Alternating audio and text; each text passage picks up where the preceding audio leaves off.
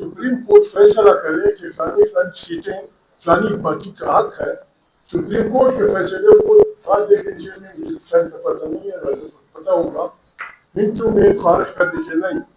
और फिर हम सब ऐसे सियासी लोग हैं, दुख की बात है, एक पार्टी से छीनी हुई सीटें हम सियासी पार्टी में बांटी जा रही है। इसी पार्टी ने कहा, इतनी शराफत तो हमें हमारे पास होनी चाहिए थी कि भाई ठीक है, अब हमें देना है, बड़ी मेहरबानी, ये हमारा हक नहीं है, ये उस पार्टी का है। इन हालात में गिला है ऐसी पार्टियों से। मियां मोहम्मद नवाज शरीफ का स्लोगन था वोट को इज्जत दो, पीपल्स पार्टी का स्लोगन था रोटी कपड़ा और मकान, सोशलिज्म हमारी मैशियत, सियासत हमारी जमहूरियत, फलाना फलाना। ये पार्टियां मिलकर इस बदमस्ती को सपोर्ट कर रही। इन हालात में हमारे लिए हाँ, हम ये बाजी करना चाहते हैं, न किसी को गालियाँ देंगे, न किसी को पत्थर मारेंगे, न किसी के खिलाफ अच्छा है, जेलों में पड़े रहेंगे और सरकार की जाएंगे, कोई तकलीफ नहीं होगी।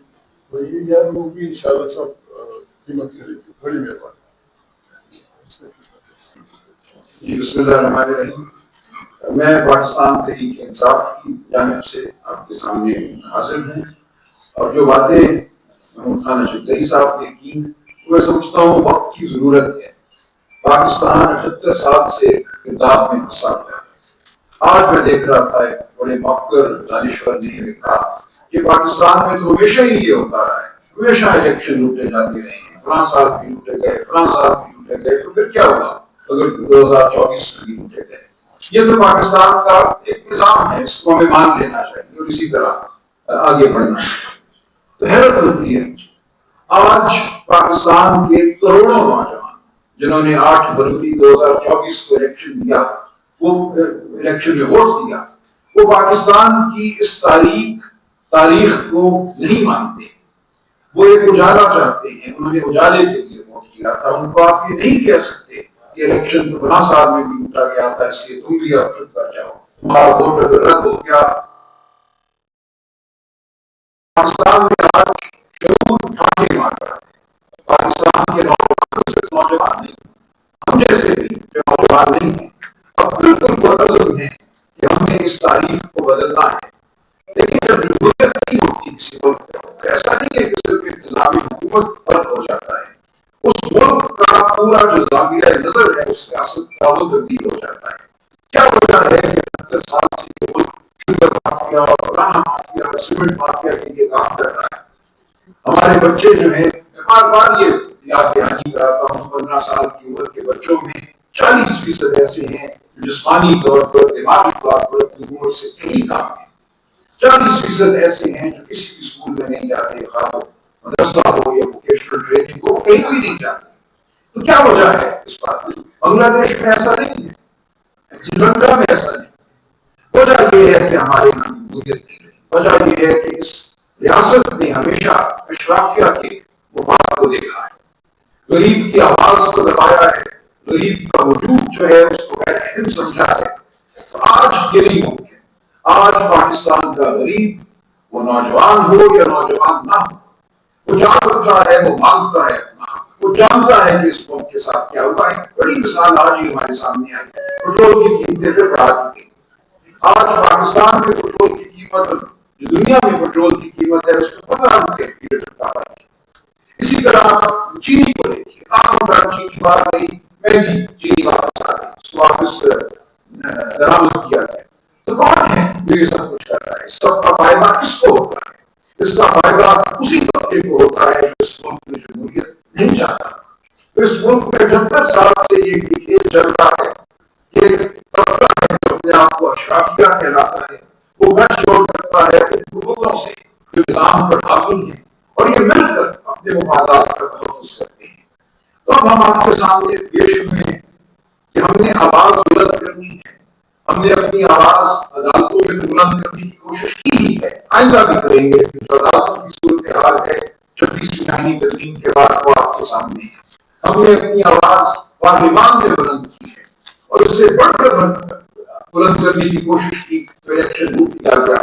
फॉर्म 47 और फॉर्म 45 का मामला आपके सामने है। اسلام آباد شہر ہو جہاں خود میرے ساتھ بیٹھے گوکر صاحب کینڈیڈیٹ تھے، یہ خود بتاتے ہیں کہ الیکشن میں کیا ہوا، اور ان کی دیانتداری ہے، یہ اپنی ہاتھ تسلیم کرتے ہیں اور کہتے ہیں یہ گئے مطلب مقابلے جیتے تھے لیکن ان کو ہرایا گیا، فارم 45 ان کے پاس جو ظاہر کرتے ہیں کہ کیسے اس ملک میں الیکشن کے ساتھ فراڈ کیا گیا۔ آپ کسی بھی شہر میں چلے جائیں، میرے شہر لاہور چلے جائیں جہاں سے میں نے الیکشن کرا، یہ داستانیں اب ہر بچے کی زبان پر ہیں، آپ اس جھوٹ کو آپ چھپا نہیں سکتے، اس جھوٹ کی بنیاد پر جو نظام آپ نے کھڑا کیا ہے وہ کھڑا رہ نہیں سکتا۔ جب یہ وزیر اس نظام نے گرنا ہے اور اس نظام کو گرانے والے آپ ہیں، ہم ہیں، ہمارے بچے ہیں، نوجوان ہیں جو اس نظام سے بیزار ہیں، ہم ان کا ساتھ دینے کے لیے آپ کے سامنے بیٹھے ہیں۔ ہم اخلاقی قوت سے آگے بڑھیں گے، ہم سڑکوں کی بات کریں گے، ہم میدانوں میں بات کریں گے، عدالتوں میں بات کریں گے، جیسا کہا محمود خان صاحب نے، ہم کوئی جتھا نہیں ہے، کوئی ہم مسلح جتھا نہیں ہے، ہم توڑ پھوڑ کرنے والے نہیں ہیں، ہمارے پاس اخلاقی قوت ہے، ہمارے پاس شرافت کی قوت ہے، ہمارے پاس قانون اور آئین کی قوت ہے، ہم اس کو لے کر آگے بڑھیں گے اور یہ پوری قوم آپ دیکھیں گے ہمارے ساتھ چلے گی۔ اگر کوئی یہ سمجھتا ہے کہ بس ہو گیا جو ہونا تھا وہ کاغذ ہے نظام کو پتہ نہیں ہل سکتا، تو ایسا نہیں ہوگا۔ تاریخ نے بار بار ہمیں بتایا ہے کہ ایسے نظام آنن فانن بھگ کر کے اٹھ جاتے ہیں، لوگ ایسا کیے بیٹھے ہوتے ہیں کہ 10 20 30 سال اور حکومت کرنا ہے، ان کا نام نشان نہیں رہتا، تو شاہ ایران ہو یا کوئی اور۔